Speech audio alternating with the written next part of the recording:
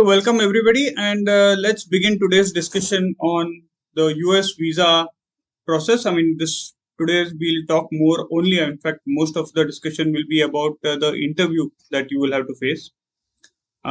And let this be more of a question and answer. I would like to answer whatever questions you have. Like I had put in my message earlier, if you haven't watched my videos on this topic yet, please do watch them. So what I'll do is I'll briefly go over what exactly is expected from you during the visa interview, and then whatever questions you have during the visa process about the visa interview process, we will discuss those. Okay. Um, of course, some of you will. I mean, definitely over most of your interviews would begin. I think from the 1st of June onwards or after June. I don't think there are any interviews that are lined up in the month of May. So in the coming week, what I'll also do is I'll connect with each of you just to get an idea of which university you're going to. I mean, I have information about some of your universities and your visa dates, but I'll probably connect with each of you individually in the coming week. And whatever questions you have, maybe that you might have individually, you can ask them now or during the next session, or maybe we can discuss them one on one if you are really not comfortable asking them in the group. But if they are generic questions for the benefit of all, I would encourage you to ask them in the group. But if not, I can understand. That is also absolutely fine. Yes, Shreya, you're saying something?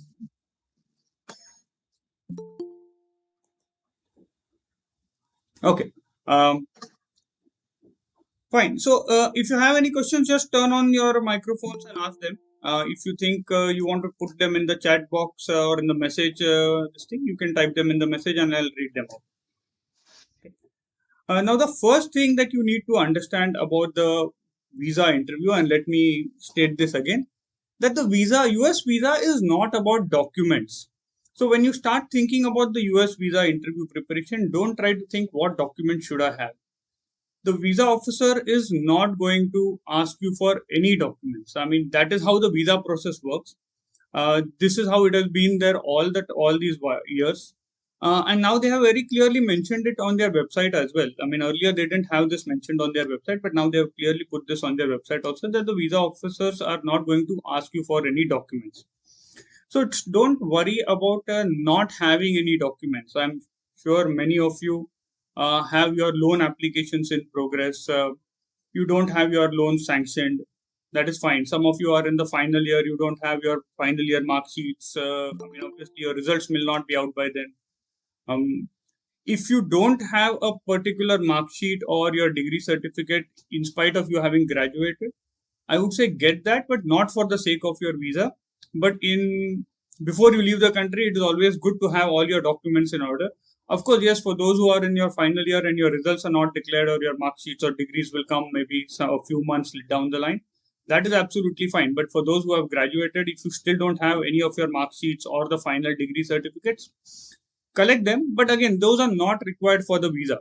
So if your visa is on the first week of June and you think you are going to get your mark sheets, degrees, maybe in the end of June, July, that is also absolutely fine. Just before you leave the country or before you start leave for the US, better to collect them and have it with you, because eventually the more you delay it, the more difficult it is going to be to collect these documents. Anyway, so coming to that point, the US visa is not going to be about your documents. There are of course, there are these basic documents like the passport, the I-20, the appointment letter, your DS-160 confirmation, and the service fee payment. These are the 5 documents that will definitely be asked, and these are not documents that the visa officer will ask you. But before you enter the consulate, at the support staff at the consulate will actually check whether you have these documents, these 5 documents, and only then they'll let you go in. Of course, without the passport I-20, I don't think they will even let you inside the gate of the consulate. So definitely don't forget those documents. But beyond these basic documents, the visa officer is not going to ask you for any documents. So the way the US visa works is that the visa officer is going to ask you a few questions, and on the basis of your answers, they would be making a decision whether or not you should be granted a visa. Now, because this is such a subjective process, there is a lot of ambiguity and confusion over it on how the visa process works. And because there is so much ambiguity, there is so much room for confusion. um, a lot of information gets circulated over WhatsApp groups, Telegram groups, amongst your friends, people who have already given the interviews, people who have not given the interviews. So that is what actually causes a lot of problem and confusion in terms of the visa. I would say the only thing that you should do is just ignore all the noise and just focus on two very important things. The first question that you should be very prepared with is, why do you want to do a master's? And when I say why do you want to do a master's, that includes everything. I mean, why masters? Why this university? Why specifically this the program that you're going for, and all that. And the second part is, who is going to pay for your education, or how do you plan to pay for your education? So those are the only two things that the visa officer is concerned with. They would be asking you questions around these two topics, that is, why masters, or anything related to why masters, or why this university, why this program. And the second thing is, they want to know whether you have the funds to pay for your education. And keep your answers very honest and very straightforward. Don't try to The main problem with students is that your answers are sometimes not to the point, or rather they don't really address the question that the visa officer would ask them. Like, for instance, generally if the visa officer would ask you, how do you plan to pay for your education, right? Students start talking about, my father has, say, 10 lakhs in his savings, 20 lakhs in fixed deposits, he has properties worth 1 crore.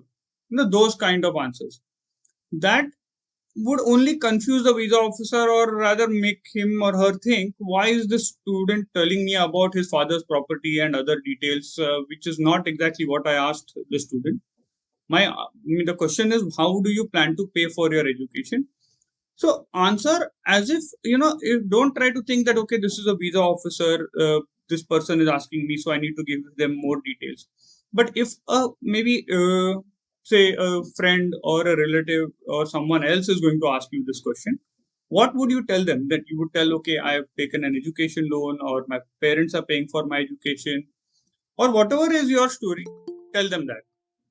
Answer in a way that would be easy for the other person to understand, right? So try to explain things in a little more detail.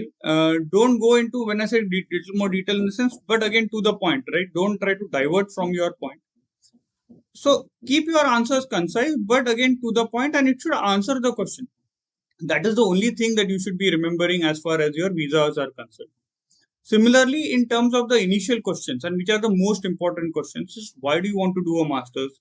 Why have you chosen this university? So there you talk about what courses you plan to take, what topics are you interested in that you plan to learn. Obviously, you are going there for your higher education, so you should be definitely demonstrating an interest in education. That saying that, okay, if I am a computer science student, I'm interested in learning these topics.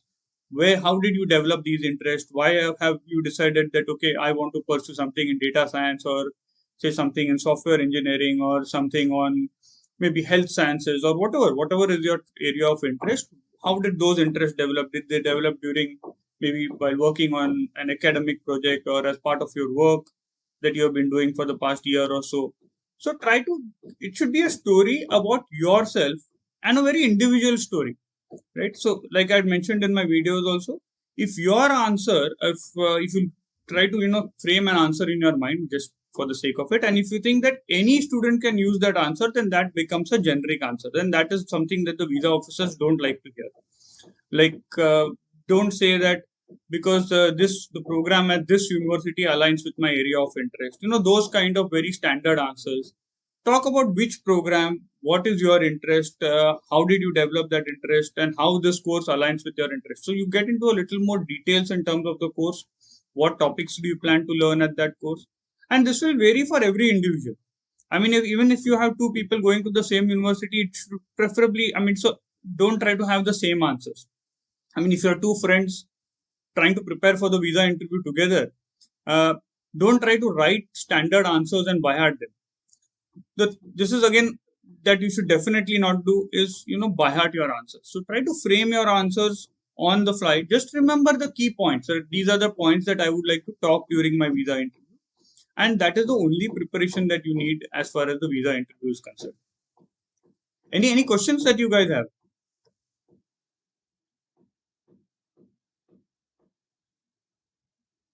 Anything?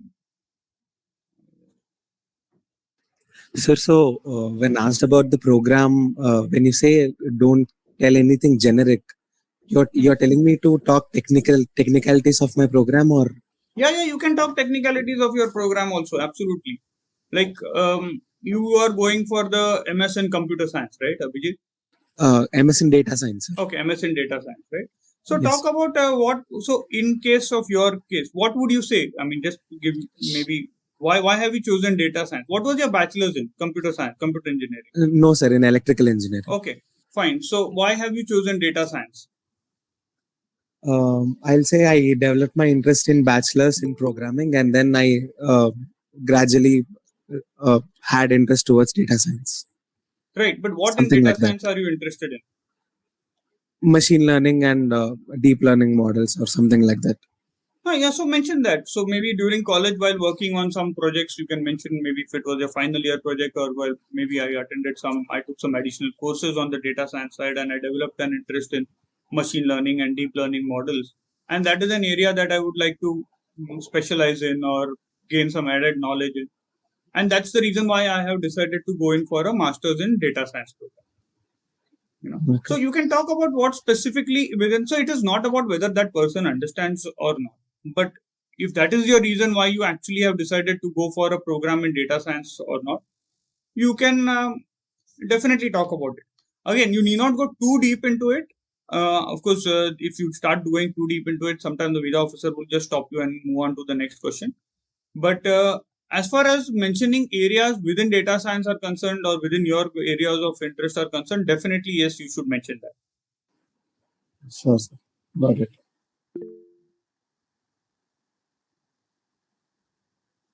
Okay, Ishan has a question here. When answering about how are you going to pay for your program, should I say in addition to an education loan and parent support, I do plan to do. So if whether I plan to do some assistantships at the university. If you have an assistantship offer right now, definitely Ishan, you should talk about it. If you don't have an assistantship offer right now, then I would not recommend talking about the assistantship. See, the point is that the visa officer would want to know what is your plan for paying for your education, and your plan should be very concrete.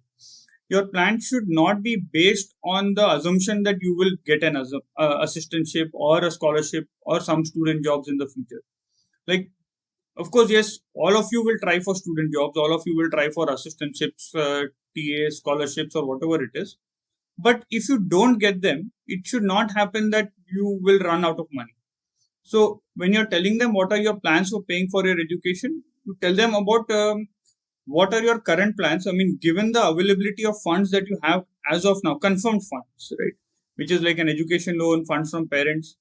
The assistantship, if you have an offer of assistantship, that is a professor has already offered you an assistantship, definitely you can talk about it.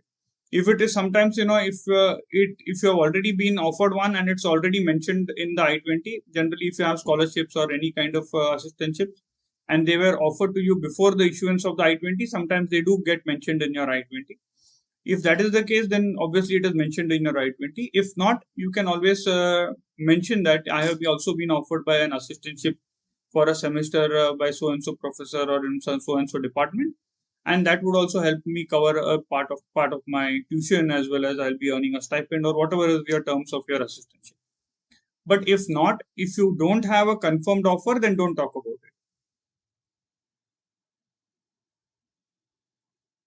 it. Sir, what happened in my case is I got my I-20, and in my I-20, the fees mentions the outstate tuition fee.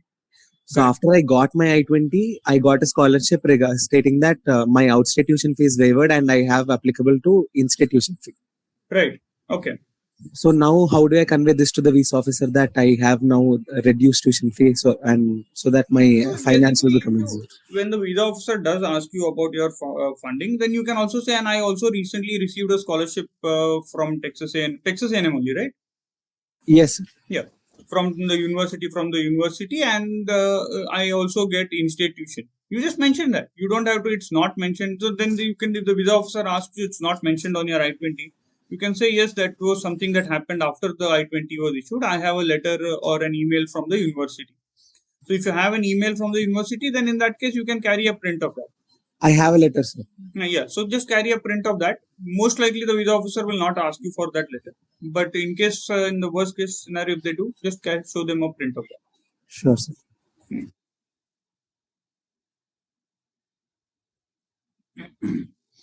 Okay. I think Mika has a question.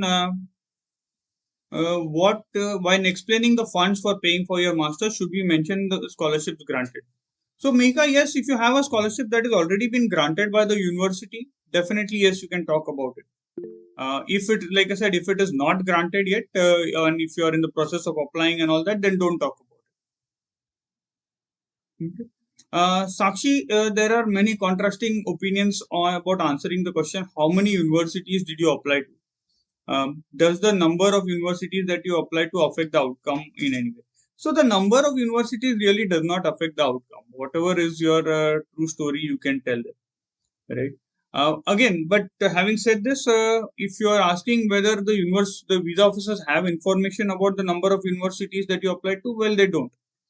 Right? So whatever you say is absolutely fine. You don't really, if you are, say, I would say do whatever you are comfortable with. Like, sometimes if you want to say, even if you say 10 universities or that many, I don't know, I don't remember, Sakshi, how many universities did you apply to?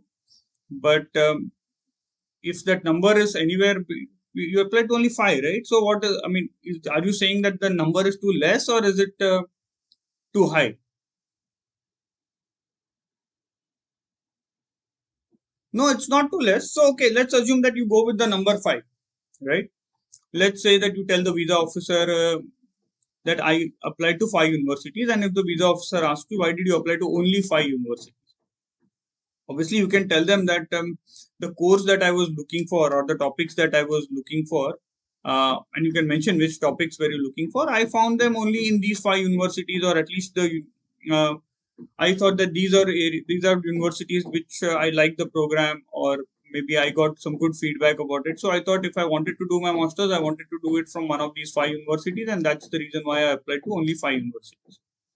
So that is also absolutely fine. You can tell them that. So you don't have to really hide that fact, or talk about that you apply to more universities. Okay, kind of. Yes, Atharva, I'll just come to you 1 minute. But here, so Abhijit, you applied to 9. You can say I applied to 9 universities. I wanted to make sure. And how many admits do you have, Abhijit? 4, sir. Yeah. So you can say I wanted to apply. I wanted to get into one of the best possible universities. So I applied to more ambitious university, and that's the reason I thought I'll apply to 9 universities. So whatever is your thought behind it, or whatever was your thought behind applying to 9 universities, or Sakshi, whatever was your thought behind applying to 5 universities, you will have to convey that.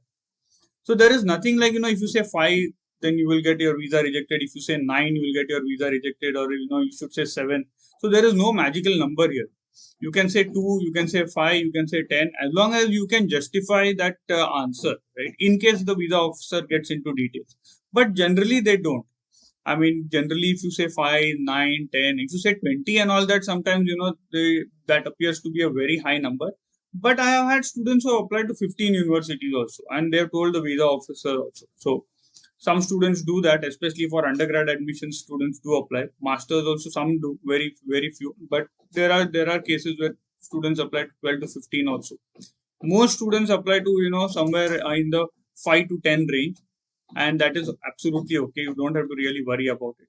But yes, if there is someone here who has applied to 20 universities or 15 universities, and you don't want to reveal that, and you just want to say 8 or 10, you can do that. If that is going to make you comfortable, do that.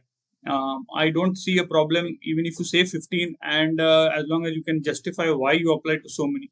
After all, it's your money and your applications. So, but just for the record, the visa officer does not have, or they do not have access to your university applications.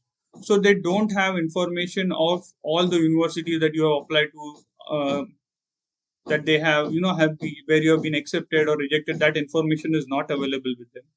The only information that they might have is if you have been issued multiple I-20s, right? So you have been issued 4 I-20s, then they might have information about those 4 I-20s. Again, because this is part of the SEBIS system, all I-20s get registered as part of the SEBIS system. They might have information on that. But again, having said that, that information would not be available with them at that moment. I mean, if they want to dig out that information, they might be able to do that, but that is not something that they would have right in front of them. Okay.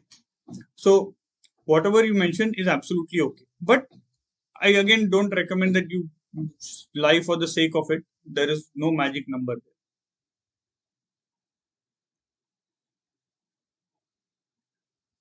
Ishan, you have applied to 10 universities and have got 2 admits. So you're asking if can I mention that I applied to only 2 and you got both admits? You can say 5. I mean, at least you don't have to say that you applied to only 2 admits, 2 universities and got. You can say that you have applied to 5, and maybe you got 2 admits. So that is also absolutely fine. Atharvas, yes, you wanted to ask something. Go ahead.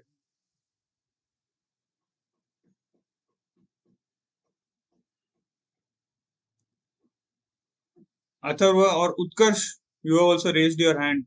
Hello, am I audible? Yeah, Atharva, you're audible. Okay, sir. So I applied to 7 universities and got admitted in all. But also I have I-20 of 3 of them. So do they specifically ask about how many I-20s you have and why are you choosing this specific I-20? No, so okay, you applied to 7 and you have admits from one of them or All 3 of them? 7, yes, Huh? all of them. Oh, you have admits from all of them. I thought you said you have admits from one of them, and I was wondering. No, all of them, and I have 3 I-20s from the No, 7. so it is not about whether they will not ask you whether why are you choosing this out of the 3, but they will definitely ask you why have you chosen. First of all, they'll ask you why are you going to this university? Which university have you finalized on? Yes, sir. No, which university have you finalized on? University of Buffalo. Okay, SUNY Buffalo. Sunny Buffalo, right?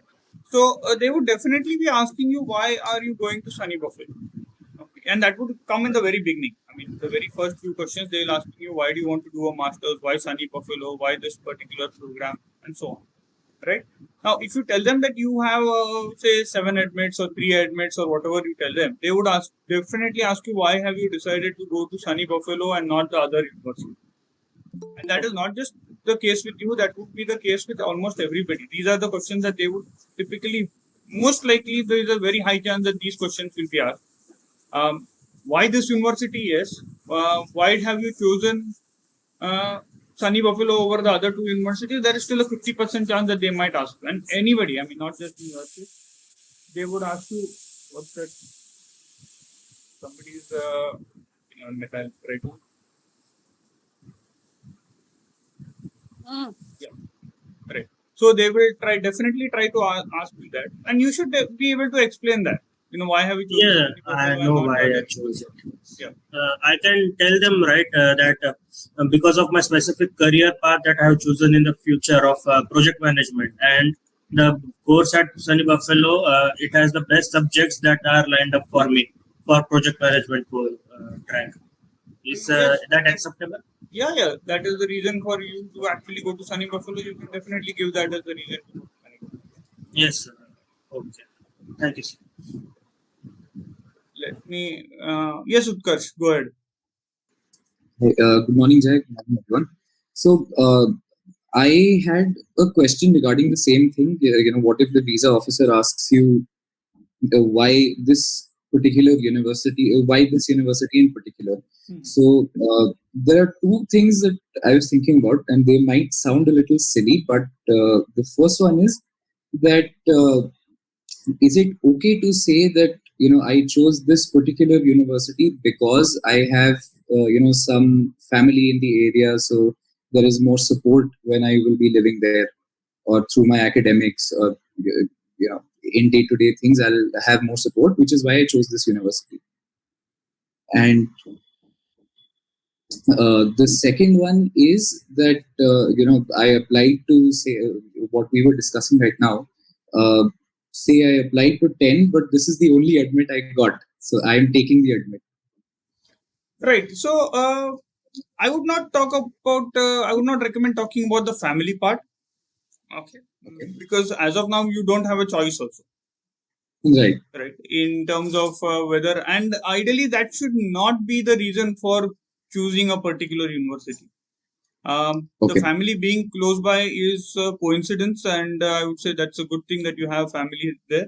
But I would not recommend mentioning that as the main reason. You talk more in terms of the course, why you like it. If you mention that this is the only admit that you have, right? You can always mention that since you planned your bachelor's was from the electronic side, right? No, computer science. Computer science only, right?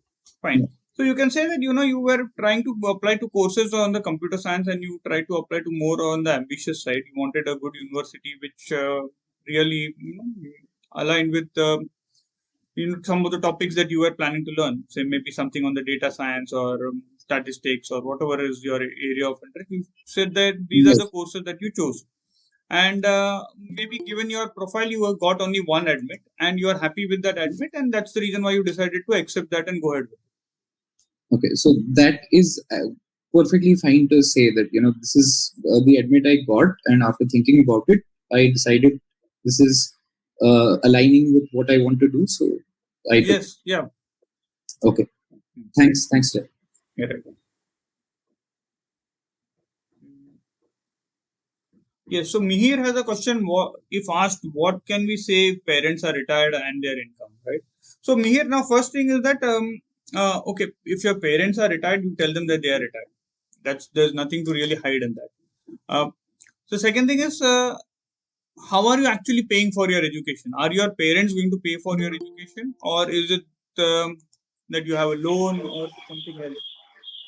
I have loan also, and my father is also financing Right. my education. Yeah. Right. So first thing that you talk about is the loan. Right. In that case, you say that I have taken an education loan, and additionally, my parents have some savings using which they would be paying for my education. So if they ask you what do your parents do, they say when did they retire? 5 years back, 2016 or something like. Okay, fine. So you can then tell them that my parents are retired currently, and that is okay to tell them that my parents are retired, and currently you don't. I mean, they don't. So do they have any income? I mean, pension or any other rental incomes or whatever? Yeah, they have a pension. Okay. So then you can mention that. Well, if they ask you about your parents, what do your parents do, you can say my parents are retired. You can also tell them what did they work as before they retired, and currently they earn a pension. They have pension income that they get every month. Okay.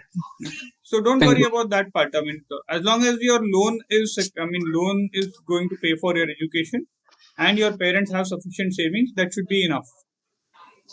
All right. Thank you.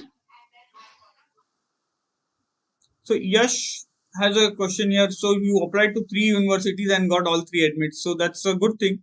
I mean, what exactly is your doubt, Yash? So like, is it okay to tell them like, okay, I applied to 3 only and I got all 3 admits and then I chose one, or should I like tell them like, okay, I applied to more and then I got No, 3 I think admits? it is okay. You can say. See again. Let's think from a visa officer's point of view. Um, why would the visa officer have a problem with you having 3 admits, you applying to 3 and you getting all 3 kind of thing? So generally it is not a issue at all, right? It is whether you apply to 7, you apply to 3 kind of thing. Some of these questions are asked only for sometimes to make conversation and to understand your profile and to understand get more details about you. So these visa officers would have a conversation with you. So it is not that there is a right answer, wrong answer for anything. As long as you can have a decent communication with the visa officer, that is the only thing that matters, right? They won't be saying that, okay, there is no like, okay, this is like the answer should be 5 so of 3 is a wrong answer and 5 is the right answer kind of thing. So whatever is your case, as long as you can explain things to the visa officer, that is the only thing that will matter. So don't worry about whether 3 admits is good, 3 applications are good, or 5 admits are good, and all that. All those things really don't matter.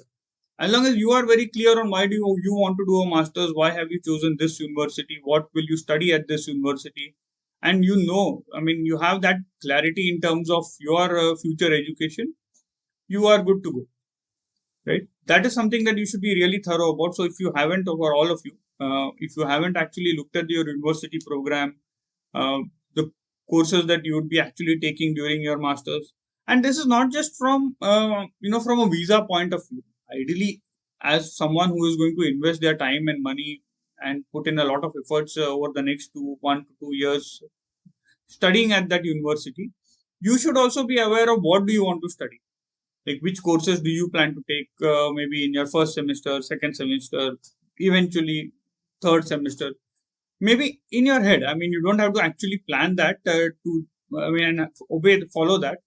In the sense, you can go there and always change your plans based on how the semester progresses, but at least in your head you should have that slight amount of clarity, like this is what I plan to study at this university. Obviously plans might change based on the circumstances. You might go there and realize that there are some better options, or some options are not really as lucrative as you thought, and you can change those. But as of now, going ahead, you should have a fair understanding about your university, about the courses, where you will stay, what kind of what is the environment, connect with some students there. All that research should already be, you should start doing that kind of research, so that anything that the visa officer asks you about your program or your curriculum or something, you will be more confident in answering them. And that is the most important thing. You should answer them with confidence. It should appear that yes, you have done your homework. And by homework, I don't mean again, writing down your answers and by hearting them. Please don't do that. Yes. Yeah, one more question I have. Yeah. So actually, the main reason, going with a university is like the ROI is really good. So can I tell that to the visa officer? Right. So ROI is, of course, definitely one of the factors that you can, when you say ROI in terms of, you're talking of the tuition fees are comparatively lesser, right? Which university are you going to? Yes. SJSU. Okay. So you can talk about the fact, the fact that the tuition fees are slightly on the lower side, that can be the last point that you can talk about. Okay, not the very first, because there are obviously, it should not appear that, you are going only because the cost is low. Okay. But obvious first thing that you will be talking about is the curriculum, what you will be studying at that university, what courses are being offered, what are your areas of interest that you will be trying to pursue at that university. And then as an additional point you can say, and also the cost, the tuition fees, being a public university in California, the tuition fees are comparatively quite affordable. That's the reason why you have decided to go to SJSU. Okay, thanks, Jay. Okay.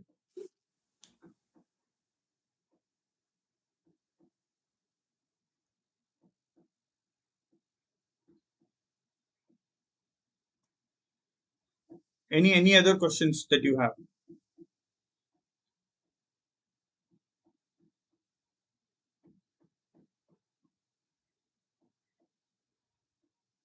Done.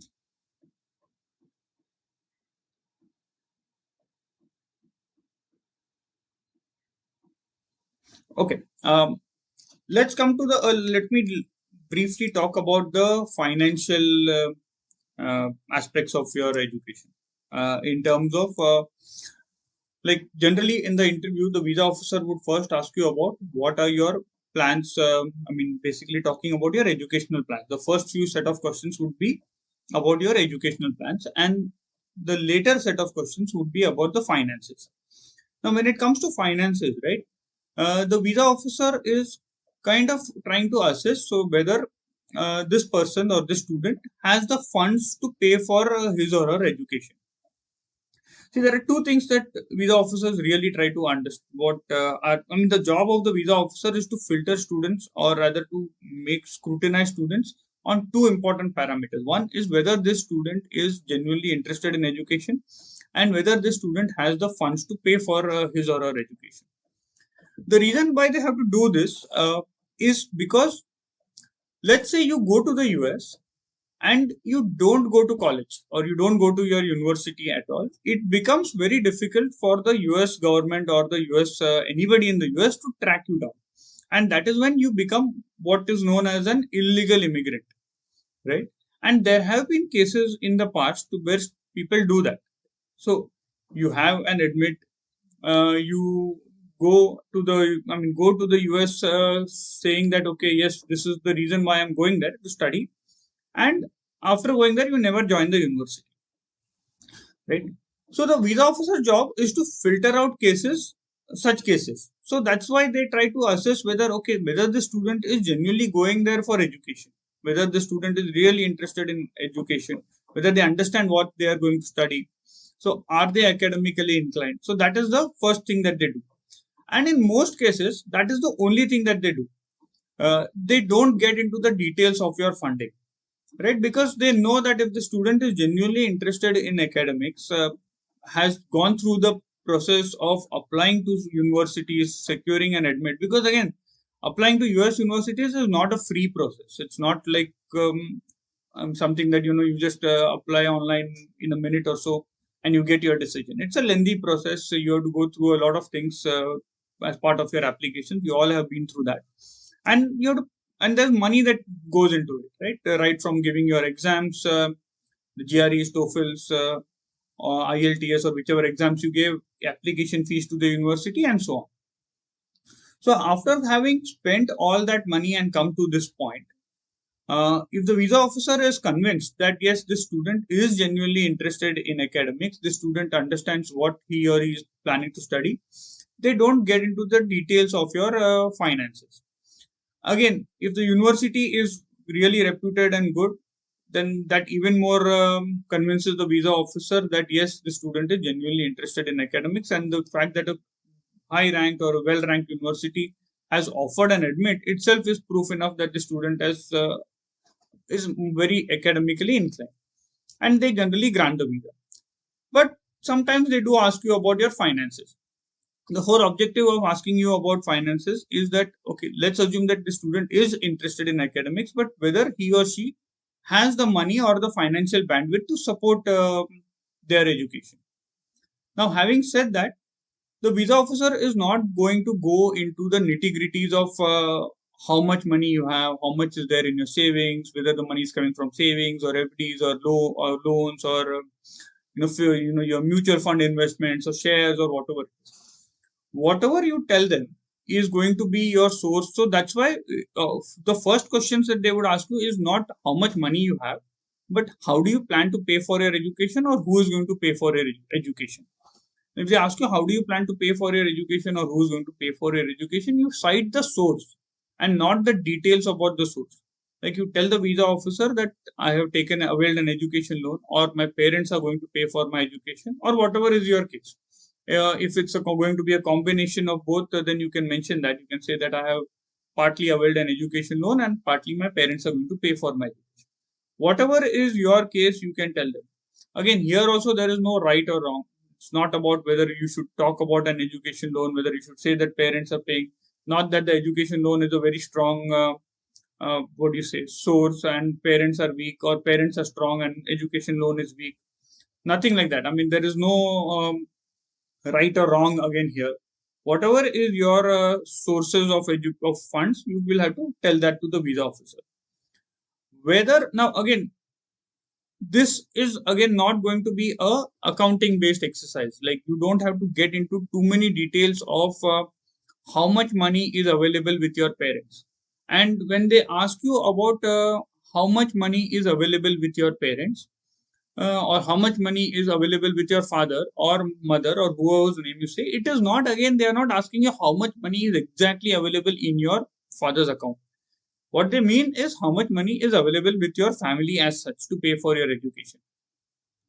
Because sometimes what happens is your investments, your family's investment, maybe your father is the only bread earner of the family, but the family investments are split into various names. Like sometimes it could be into your mom's name, sometimes it could be in your grandparents' name, a sibling's name, or something like that, right? based on how, whatever is your comfort level of your family and how they have invested money over the past few years, the money need not be exact only in your father's name. But if you say that my father is going to pay for my education and they ask you how much money does your father have, they are not exactly asking you how much money is there in your father's account. If there are 10 lakhs in your father's account and your mother has shares of 15 lakhs, mention everything. Just say that 25 lakhs of funds are available with my father to pay for my education.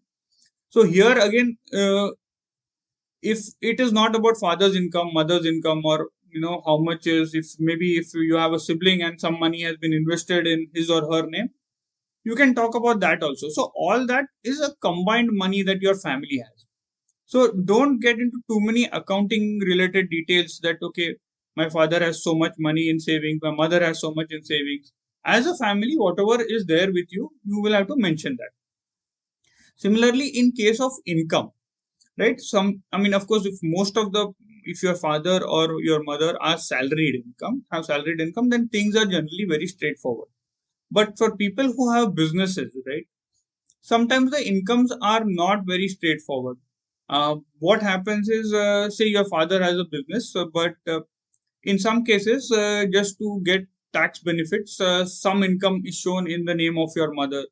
There's another adult in the family, maybe grandfather, grandmother. Sometimes you split the incomes among four so that you can avail tax benefits.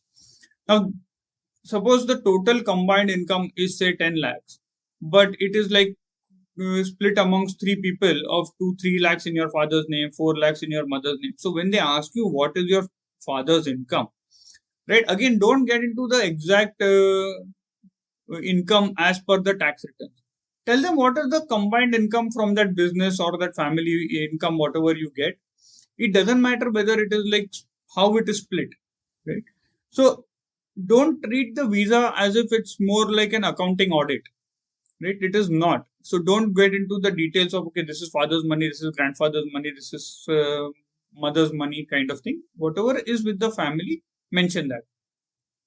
What you should not mention are sources of fund, or rather mostly properties or other, like other assets, like you have a car or maybe gold and all that, or gold in the sense if they're gold investments, like in electronic format, you can talk about that. But if they are like ornaments that your mother has or someone else in the family has, don't mention all that, because it becomes a little difficult to convince the visa officer that you would be actually selling that property or that gold to pay for your education. It should not sound that you are so desperate that the gold will be sold to pay for your education. Property is something that is, okay, you have it, good, but property is not something that can be liquidated overnight.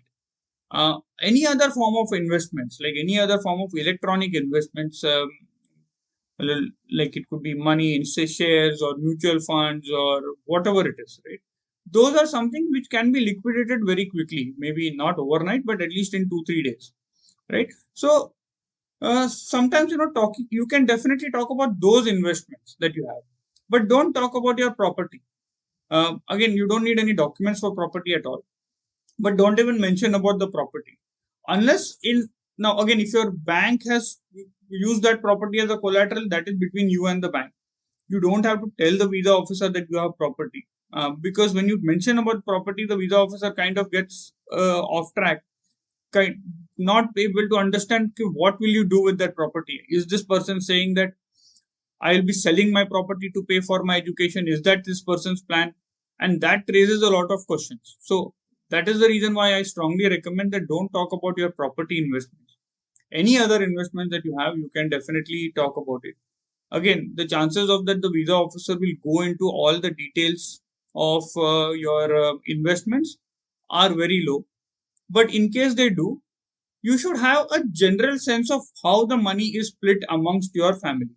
Like if you're saying that my parents have 40 lakhs of funds that they have kept aside for my education, where are these 40 lakhs?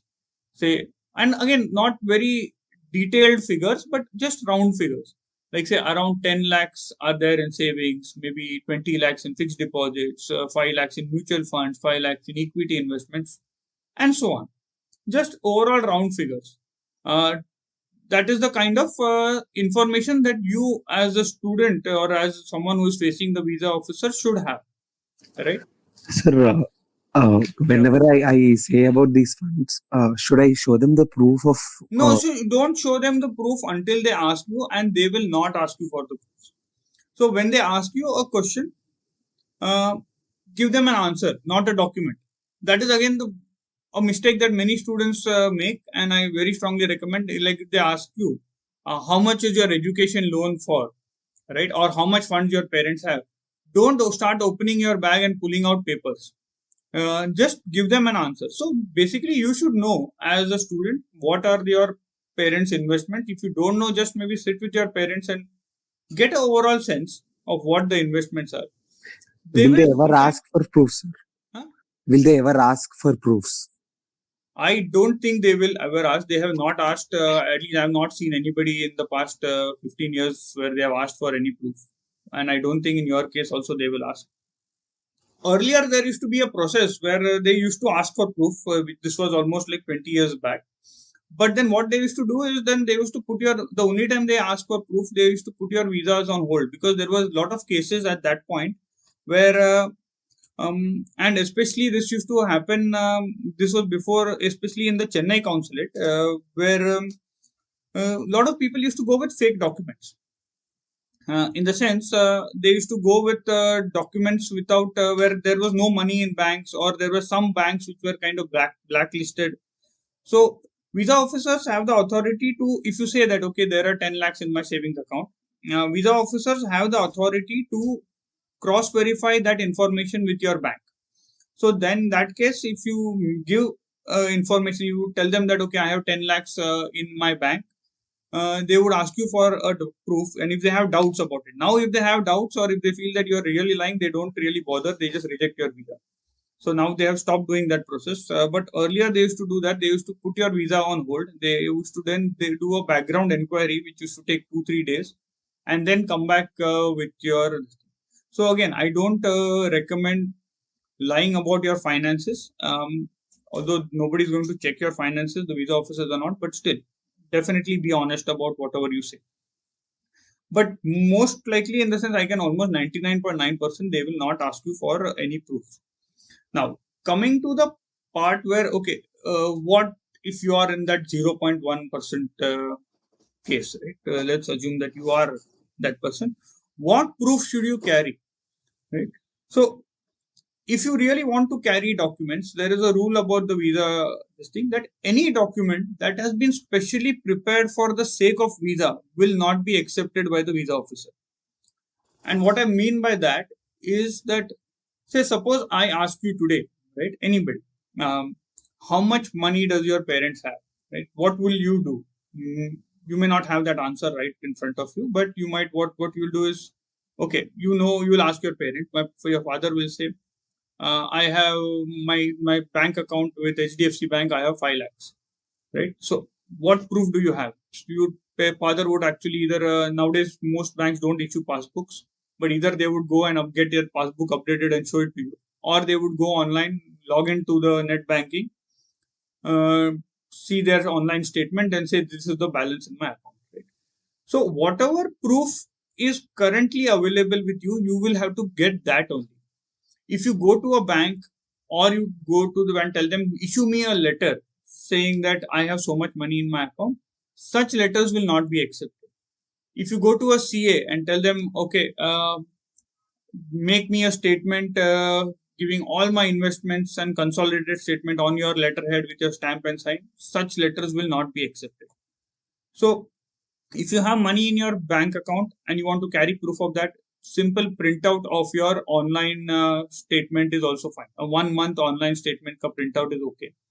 If you have money in fixed deposits, and now there are two kinds of fixed deposits, I mean two kinds of proofs that you get for fixed deposits. In some banks they still give you those fixed deposit certificates. If you have those, carry those, or carry photocopies of those.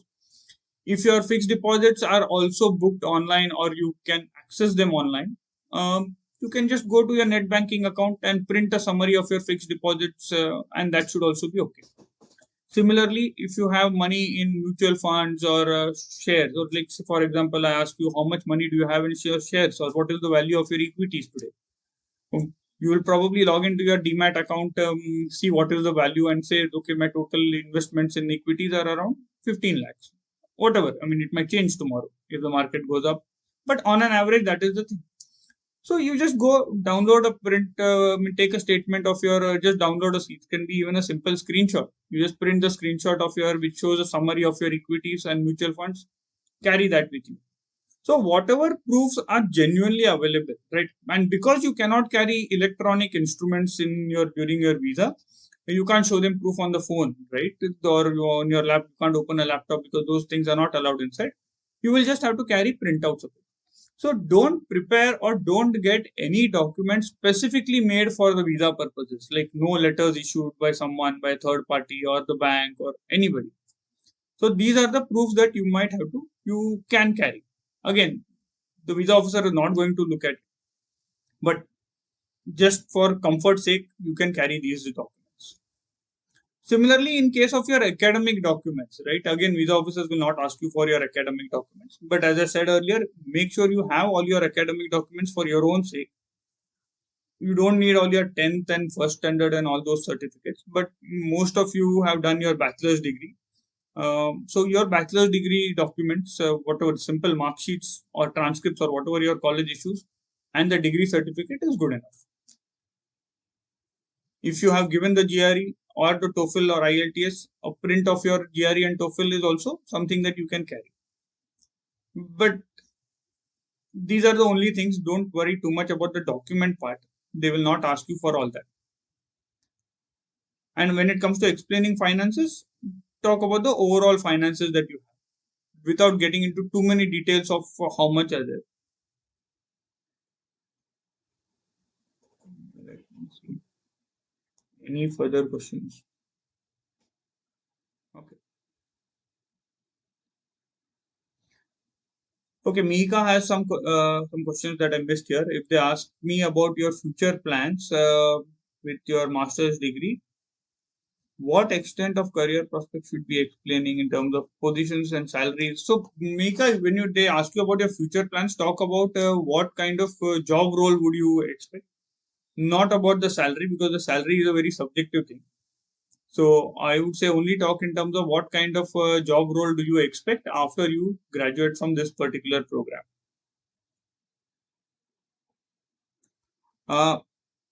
Ojas has a question here. How should I answer? Why am I going to do my masters now after working for 4 years?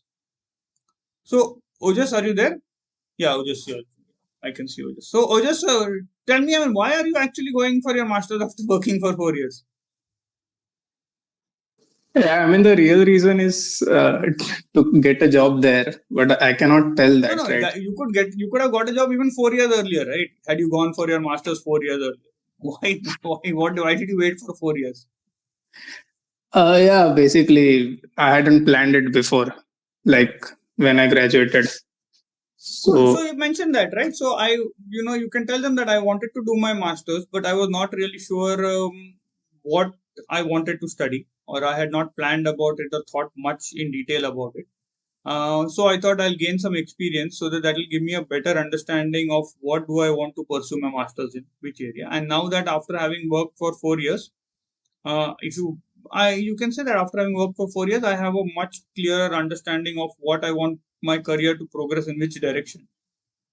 So I was a little confused when I graduated, and so I thought I'll take up a job, understand what options are available, what technologies can I study, and tell them. And after working for 4 years, what have you learned that has really helped you decide that okay, now I want to pursue my masters abroad. okay, I can tell that I after working for 4 years, I can see that the industry is progressing in this and this direction, and the master's degree will help me prepare for that. Yeah, you can say that, and this is also my interest in area that I am interested. Okay. Okay. Yeah. But when you say this and this, you mentioned what is that this and this? Huh? Yeah. Correct. Yeah. Mm-hmm. Okay, Yash has a question. Do we need to specify the amounts or the loan amount in so and so dollars? Now, Yash, if your loan is in dollars, like if you have a loan from say Prodigy, Leap, Empower, which the amount is in dollars, mention it in dollars. If your amount is in rupees, mention it in rupees. Similarly for others, right? Most of your savings will be in India. If your savings are in Indian banks or in Indian currency, mention it in Indian currency. If maybe some of your parents are working abroad or in some other country and your savings are in that particular country, you can mention that particular currency. So whatever currency your money is in currently or the loan is in, you mention that.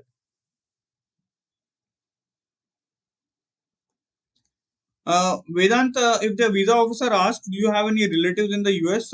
You should say if yes, if you have relatives in the US. So now again, if they are very immediate relatives, parents, brothers, sisters, you should mention that in the DS 160 also. If there are other relatives like distant relatives and all that, you can say that yes, I have a cousin in the US, or I have. So of course, everybody has friends in the US. I have a cousin in the US who is maybe whatever studying or working or whatever it is. Mention that. That is okay. You need not hide that fact. And you should, I mean, if they are immediate relatives, brothers, sisters, parents, you should definitely not hide that fact.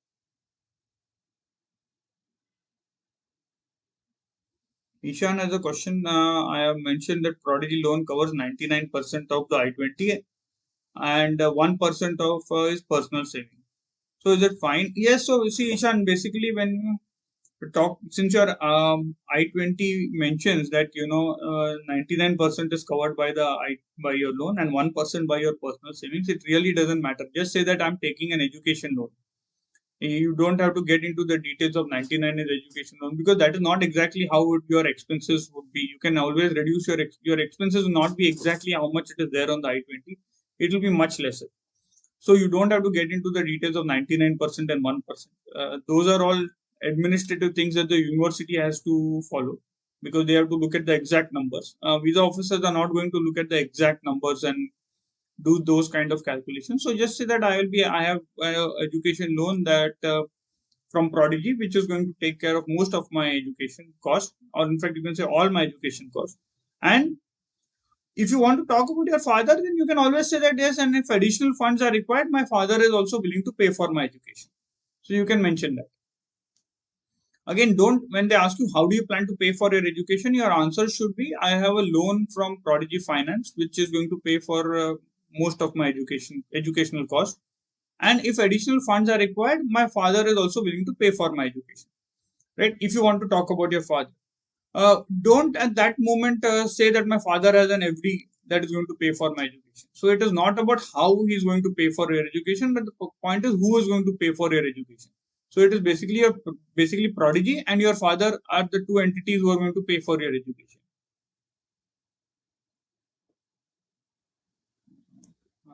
Karthik has a question. So in my I-20, I showed proof through a loan letter and I did not show any personal funds. So what if I want to completely exhaust don't want to and later decide on using my personal funds?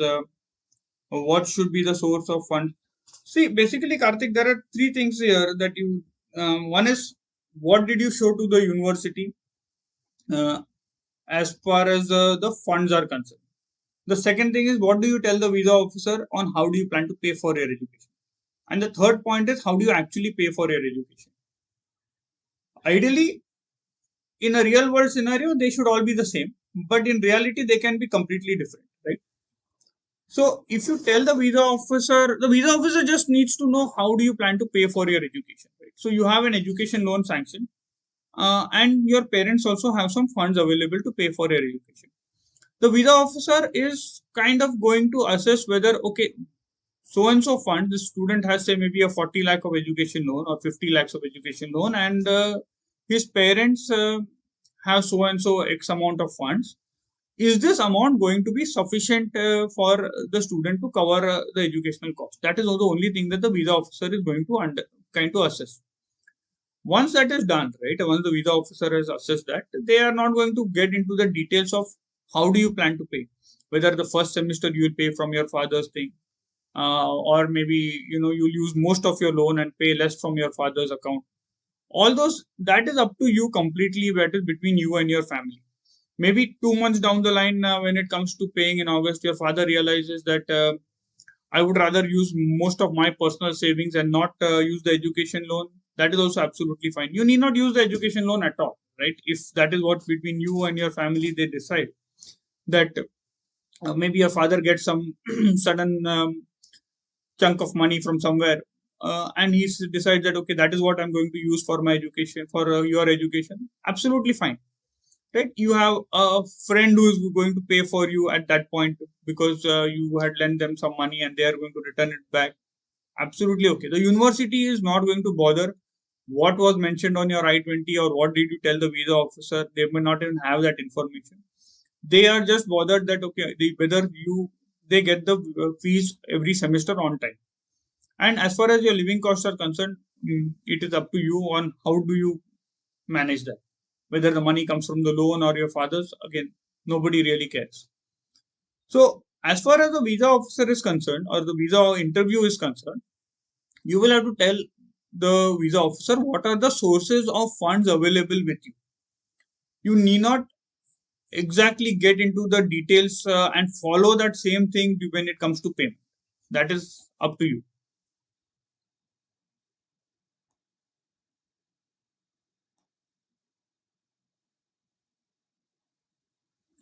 Atharva has a question about the place of living. What should I say if they ask me this question? So, Atharva, whatever is your real story, you tell them. Don't have to hide these things. So, if you have booked an apartment, you can tell them that I have booked an apartment already. For those who have not yet, say I'm still searching. All these things don't really have any impact on your visa, kind of thing, right? I mean, nobody's going to.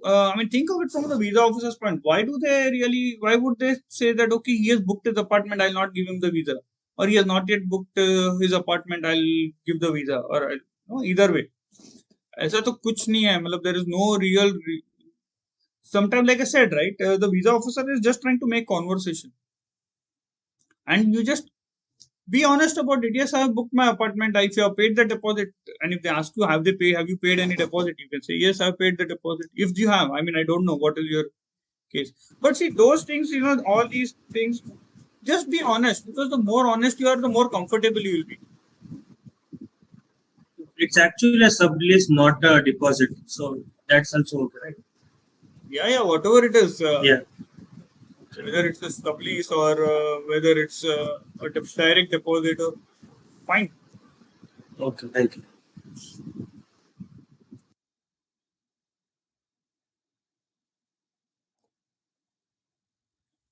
So Mihir has a question here that you had applied for the Northeastern University for Information Systems and the rest of your applications admits are for computer science. So should I specifically say that these two courses that you applied to two different courses? Now so it will not be exactly a problem, right, Mihir? Even if you tell them or even if you don't, like generally they will ask you which. So Mihir, just which program are you going to? Which university have you finalized on?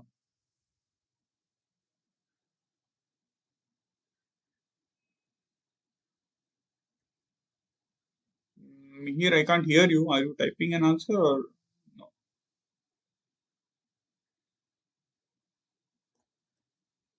Okay, so Mir, I can't hear you.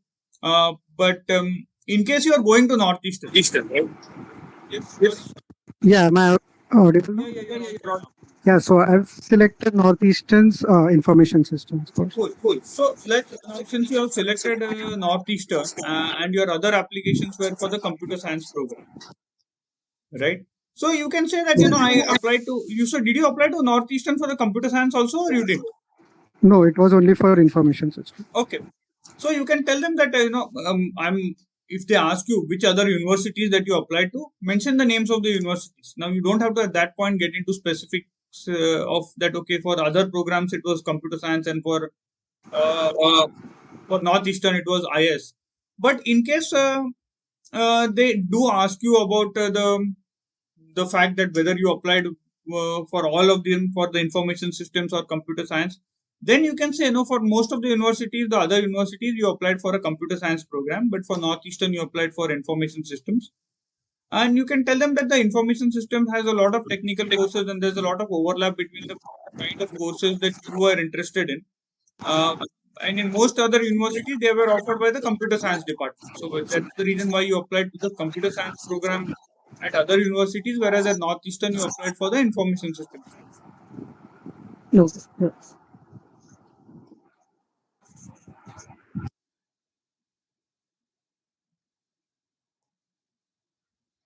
So there's a question here by Vishweswar Rao. If I'm asked what are my future plans in the US after my masters, what should I say? If I'm asked about how many admits did I receive, why did I select NYU, what should I say? Okay. Now, in terms of what are your future plans? Yeah, sorry. Yeah. In terms of your future plans, talk in terms of what are your career options that you would be exploring after you finish your program. Like whether you would like to work as maybe say a data scientist or maybe software engineer or whatever you think is a suitable career or the kind of job profiles or job roles that you would be looking for after you graduate. You can definitely talk about those. Uh, Now, coming to the point whether many students have this question is whether I should say that I'm planning to come back to India. You don't have to say that you plan to come back to India, but at the very onset, you don't even have to tell them that you plan to live in the US or search for a job in the US. So you don't have to go to either extreme. Just talk about the career roles or the job roles that you would be looking for after you graduate. If they ask you specifically, do you plan to come back to India after you finish your masters? You can say, yes, I plan to come back to India. If they specifically ask you again, do you plan to use your OPT period and try to look for opportunities during your OPT period? You can tell them that, yes, if I get a suitable opportunity to work on some good projects or some internships during my OPT period, I would take advantage of that because I feel that 1 year experience that I gained during the OPT will definitely help me in my career back in India. So it is okay to tell if asked. Again, you don't have to by yourself go and tell them that, okay, I'll work in the OPT period or my focus is to find a job in the US. But if they specifically ask you, if a visa officer specifically asks you, do you plan to use your OPT period or the CPT for your internships? You can definitely say that, yes, if I get a suitable opportunity, and again, mention that it should be a suitable opportunity, not just any job. You will have to tell them that if I get a job. So, for instance, in the earlier answer, you have said that I plan to work in the area of data science. So, you can say that if I get a job or if I get an opportunity to work as an intern or maybe on a full time basis or whatever it is, but in the area of data science for up to 1 year, I would definitely try to do that because I feel that experience will help me find much better opportunities when I return back to India. Understand that the OPT by default is only 1 year. You are allowed to apply for a 2 year additional extension on that OPT. By the time you complete that OPT, I mean, once you are about to finish that OPT, you will have to file for a 2 year extension on that OPT, provided your degree is a STEM degree. Now, all of you, in fact, I think most of you are going for STEM courses only. So, most of you would be eligible for your 2 year extension. But by default, it doesn't come as a 3 year OPT. It comes as a 1 year OPT, and STEM degree holders are allowed to get that 2 year extension provided you have a job at the end of the first year. It's again, if you are jobless, then you cannot apply for an extension. Okay, there's another question that why are you going to NYU? Now, why specifically have you selected NYU and why not any of the other admits that you have? Is something you will have to give them a comparison between what courses at NYU did you like or what aspects of the university that you like. You can also mention that it is one of the top ranked university. So that is one of the reasons that can also be one of the reasons why you selected NYU. But first talk about the courses and the curriculum at NYU. Or maybe if you're interested in some professor's work, you can talk about that. Research at NYU that you are interested in, you can talk about that. Whatever aspects of NYU that you really felt that were better than the other universities that you have an admit from, you can mention that. In the finances, I have shown more contribution of my uncle with respect to father. If asked why, what should I say? Now, see, again, when it comes to paying for your education, right? I don't know what is the reality in your case, but is your uncle actually going to pay for your education? If not, at this moment, during the visa interview, don't talk about the uncle. Maybe at that moment, yes, you had funds. You didn't have. Maybe your father didn't have funds in his or her in his account, or maybe nobody in the family had funds. That's why you showed an uncle. That is also fine. You can tell the visa officer at that moment, and then you can say that currently I have an education loan that has been sanctioned, so I won't be using my uncle's funds. Again, if they ask you this specific question on your I-20 mentions your uncle's name, but now you are telling me that my father and I'm paying through an education loan. Uh, in that case, you can mention that when I was about my loan application was taking time, it has been sanctioned now. But to get an I-20, my uncle had funds, so he was willing to sponsor me. Even now, you can say that he is willing to sponsor me, but most likely or definitely, if you are not going to take money from your uncle, you can say that I will not be using my uncle's money. That is just as backup. I have an education loan sanctioned, and the loan and my father are going to pay for my education.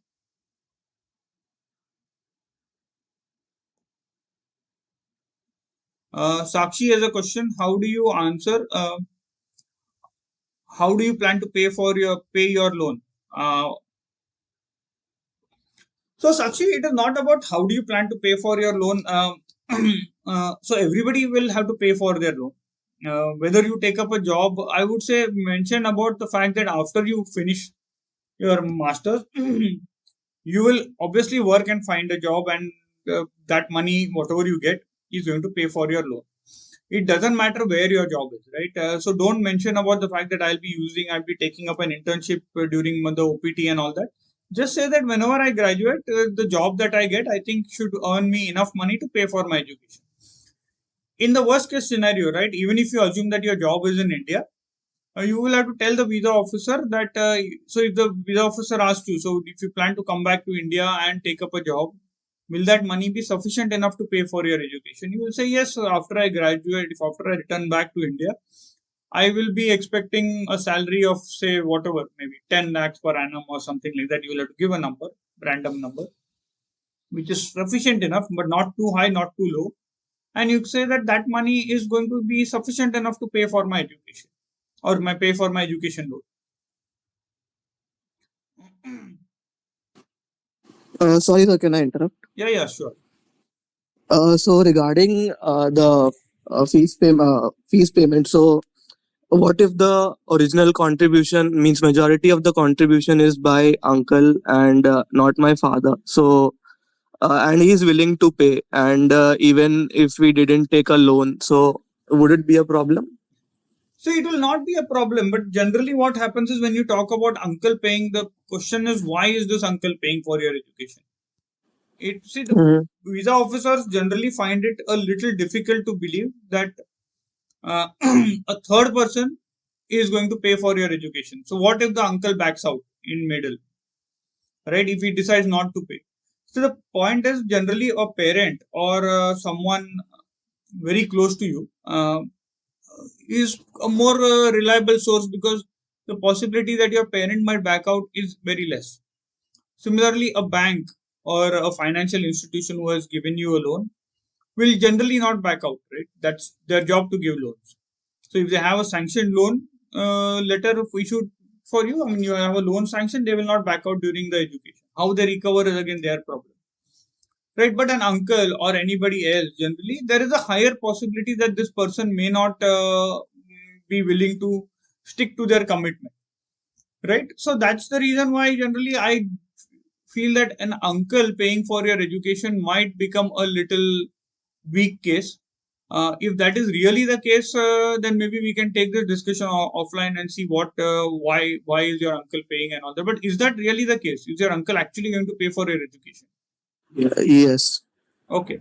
So maybe we'll probably Prithvi will talk about it maybe after the call or sometime later whenever you're free, and we'll see how do we answer that question in detail because I'll need to understand why and what does your uncle do and how are they related and all that. Sure, sir. So do they ask for anything other than the I-20 and the passport? So the visa officer will not ask you generally for any of these supporting documents. I mean, mostly no, but passport and I-20 is the only thing that they will inspect. Other documents they will not ask. The other things, like I said, the DS-160 stamp confirmation, the appointment letter, that is something that the support staff will check before they let you in front of the visa officer.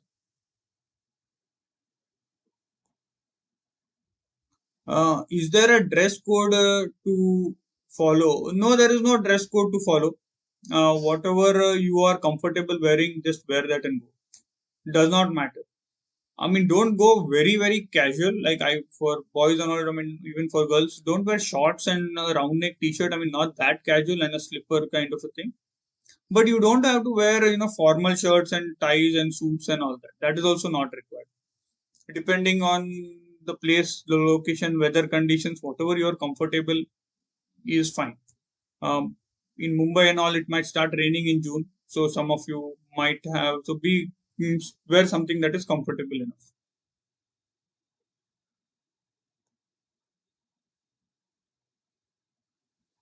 So, Prithvi, you have also spoken about your mutual fund investments, but I think we'll take that question, Prithvi, offline.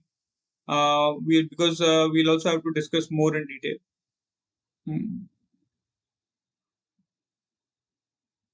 So again, Chinmay, when they ask you what are your plans after graduation, you don't directly say I plan to return back to India after graduation. And even if you say that, right, even if you say the plan after graduation should not be where you talk about a location. The plan should be about your career plans. If someone, like for example, Chinmay, you were studying in some college in, say, out of and staying in a hostel and studying there, maybe for any of you, not only for Chinmay. So, if someone in your college asks you at that moment, what are your plans after graduation? You will not just say, okay, I plan to return back home, right? Okay, you might plan to return back to your hometown. Fair enough, but then do what? I mean, do you plan to go there and find a job, or do you plan to join some business or start something on your own? You'll have some other plans, right? You just don't talk about your location. Similarly, when the visa officer asks you, talk in terms of what are your career plans. What kind of a job would you like to do? Or if you have any other plans, maybe you want to do a PhD, you can talk about that. Whatever are your genuine plans after you finish this master's, in terms of your career, education, you will have to mention about that. You need not mention about the location at that moment. You don't have to say that, okay, I'll come back to India and do the job. But even if you talk about coming back to India, don't just say after I finish my master's, I plan to return back to India. Because that is a very incomplete answer. You return back to India and do what? Because you will have to tell them that, okay, I'll find a job as so and so.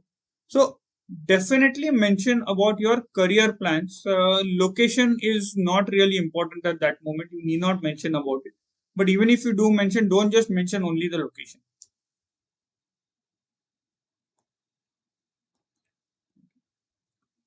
Any other questions that are there?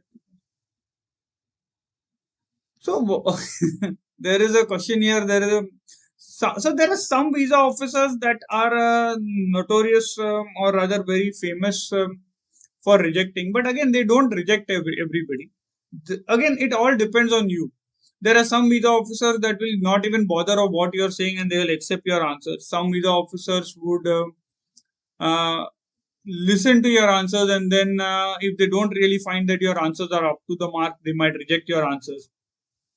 But you don't worry about all that. Who is the visa? It doesn't matter who the visa officer is or which consulate are you in and all that.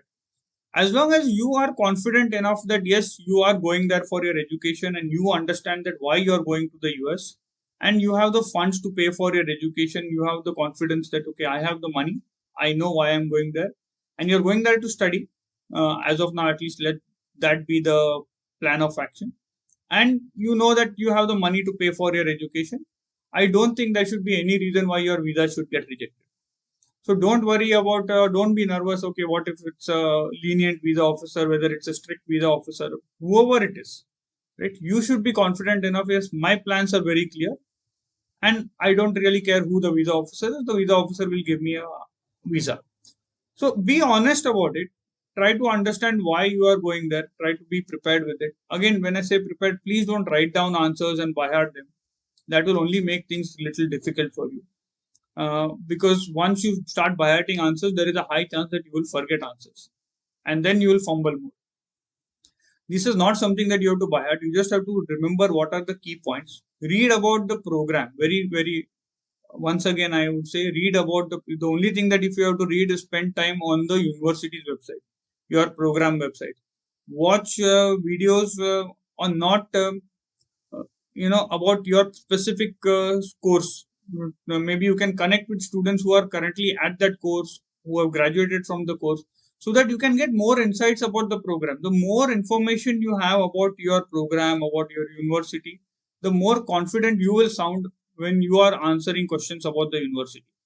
And this is something that will build over time. I mean, it's not something that you can just overnight look at a university's page and give that answer. So don't just look at that university's page the night before your visa. You have more than a week. So look at the university's page, whatever time you get, look at all aspects about that program, about the department that you're going through. That is the only preparation that you should be doing in terms of, so that you will know that, okay, this is where I'm going to study and this is what I plan to study.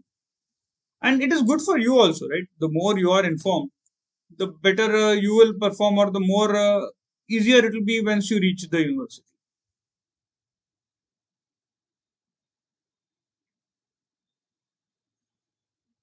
So, should the I-20 copy that is submitted to the visa officer be signed by the student and the sponsoring parent? The I-20 should not be signed by your parent. It should only be signed by the student.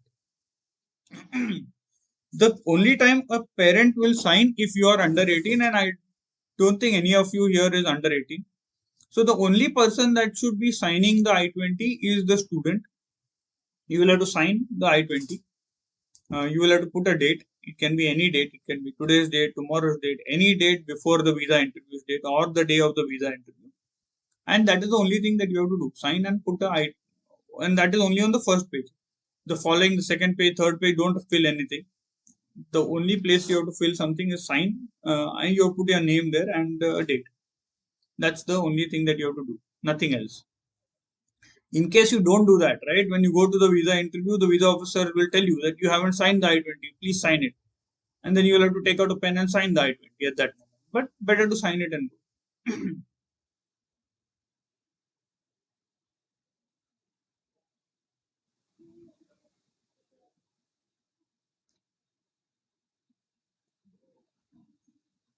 Okay, anything else? Or we'll end today's meeting here. Again, for all those who haven't yet watched the videos, because some of the questions I feel here were asked, and it's quite obvious that you haven't watched the videos that I had posted. But please do watch them whenever you get time. Most of these questions, like what do you talk in terms of future career plans and all that, I have addressed there also. So watch them. And again, like I said, I'll connect with you in the coming week with each of you. And of course, I know when of some of your visa interviews are. Some I don't have that information, but I'll get that. And maybe before your visa, I would like to talk with each of you, so that and like Prithvi, if you have like I told Prithvi, but this is not just for Prithvi, but for each of you. Even if your case is very straightforward, I would still like to have at least one discussion or one conversation with you before you actually appear for the visa interview. So, and since they would all start in June, so maybe by end of this week, I'll have all your dates also, and we'll have that one-on-one discussion also. In addition to that, we'll also have, I would still recommend that, the next session that I'll have the next weekend and maybe a few more in June, attend these sessions also, so that you can also get to hear what questions others have.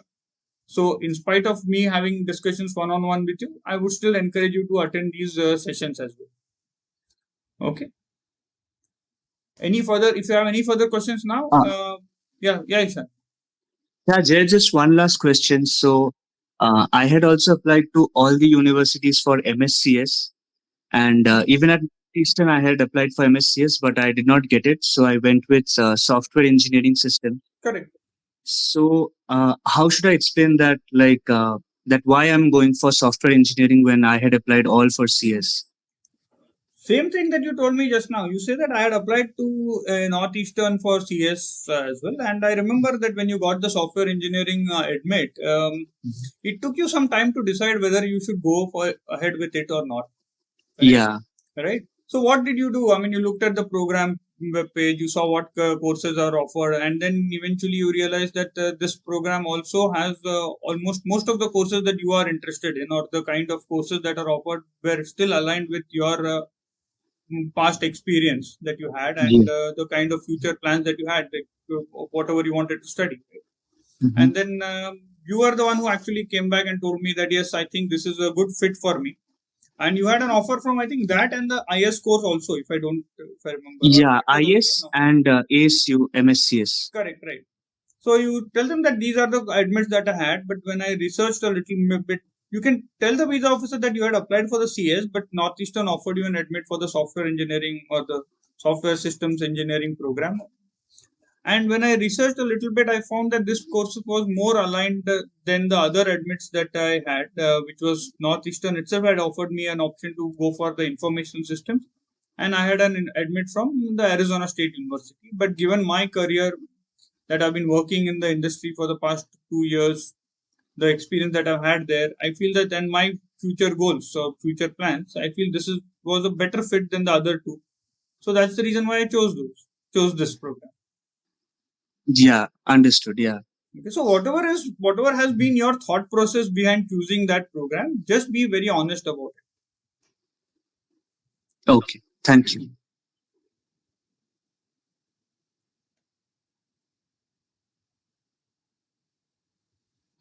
Okay, chalo, bye. And we will connect again as a group next weekend and individually maybe in the coming week or two. Bye.